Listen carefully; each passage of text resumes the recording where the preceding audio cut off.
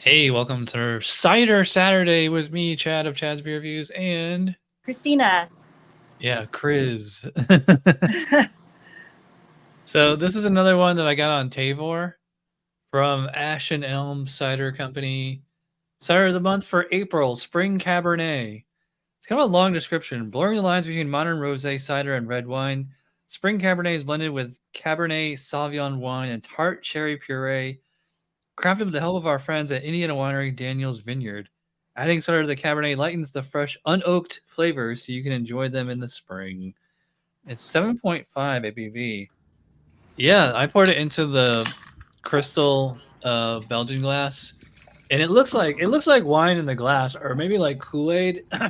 It's kind of like a purple. Actually, it looks magenta on camera, but like when I poured it, it looked more like purple or indigo, something like that. Yeah, it's like cranberry juice. Yeah, it looks very clear. Yeah. All right, I will say it definitely has like a wine smell to it. It does. It has that smell that I associate with a red wine. Yeah, a little vinegary. Do you get Mm-hmm. the cherry puree that they mentioned? Yeah, there is a tartness there that I can pick up on. But that could Yeah, be it's one. apple. Yeah, I would say it does. It has this weird like apple juice red wine like hybrid smell. Yeah, which is interesting. I wasn't really sure what to expect. I can smell like it said it has sulfites in it, and like I can actually like smell them like that acidic character, you know. Yeah. So let's dive in here. Perfect. Cheers. Cheers.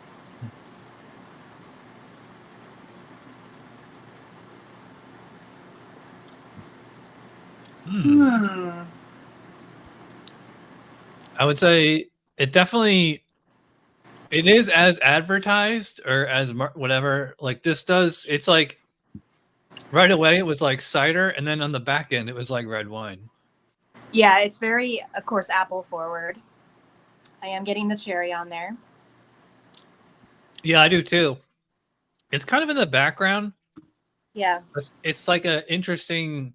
I'd say it's like more tart than like jammy. It's not a lot of beers that I've had with cherry puree. They taste like jam. Yeah. You know, this one it This one doesn't taste. doesn't. I wouldn't say this tastes like a Cabernet, which I don't know how they could really do that without it being overwhelmingly Cabernet. Mhm. Um, do you think it Yeah. tastes like wine at all? You know those first few sips did, but like the more I get into it, the more this seems to be straight up cider. Yeah, it's Or very I would say fruity. it's like maybe like 90 to 95% cider and 5% or less wine. Yeah, it's good if not for the cherry and apple part. It's very fruity. Yeah, this is really tasty. It's got a Mm-hmm. nice tart finish. And even though it has sulfites in it, I can't really taste them. It doesn't have that like acidic, dry quality. You know what I mean? Yeah, like a dry red wine quality. I'm not getting that. Yeah, it has a tiny, faint little bit of like a vinegar kind of taste that you would get in like a dry red wine. Yeah, a little bit, a little hint. This is really good. I enjoy it though because it's just like the cherry and the apple Yeah, complement each other very well.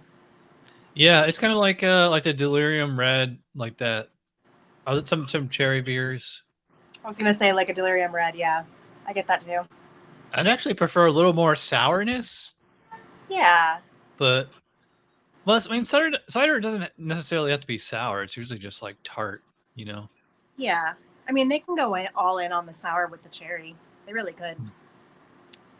How would you describe the body and mouthfeel and all that? This is very easy to drink. I would say kind of like a light medium body. Pretty high carbonation though. Really? Because I would say to me it seems to have a bigger body. I'd say this is like medium full, or at least like by cider standards. Mm-hmm. Yeah, I really like this one too. I think it's like really delicious. I like the nice I mean, it's still to me it's like 90% cider and then like maybe 8% cherry and like 2% wine. Yeah, but that little bit of wine really distinguishes it from everybody else. So This is fantastic. Yeah, it's a good Is blend. this from 𝓕𝓗𝓗? Yeah. Speaking of which, link in the description below. Sign up with 𝓕𝓗𝓗 using my code to get you $10 off your first purchase. This was fairly cheap. Yeah, this was only $5 each. If I had known it was this good, I would have got a bunch. I know. I could use 2 more of these. Yeah. All right. So what's your score for Spring Cabernet? This is delicious. I'll give this one an 8.75. Very well rounded. I Very thought you were gonna go even juicy, higher very than that. drinkable. I'm gonna go higher. I was considering giving this a full 10. Maybe, Really? yeah, maybe I think like maybe 9.5. Yeah, then I'll bump it up to a 9. It is very good. I really can't find anything flawed with it.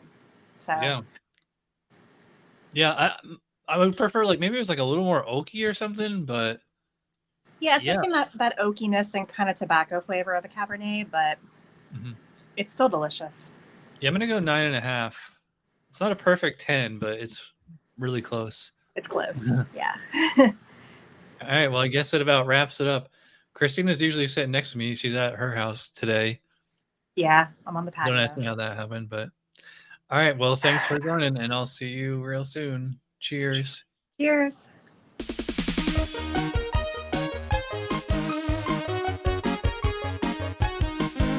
Somebody brewed it. Chad just reviewed it. Thanks for watching Chad's beer review. Trust me, the next episode will be a lot better.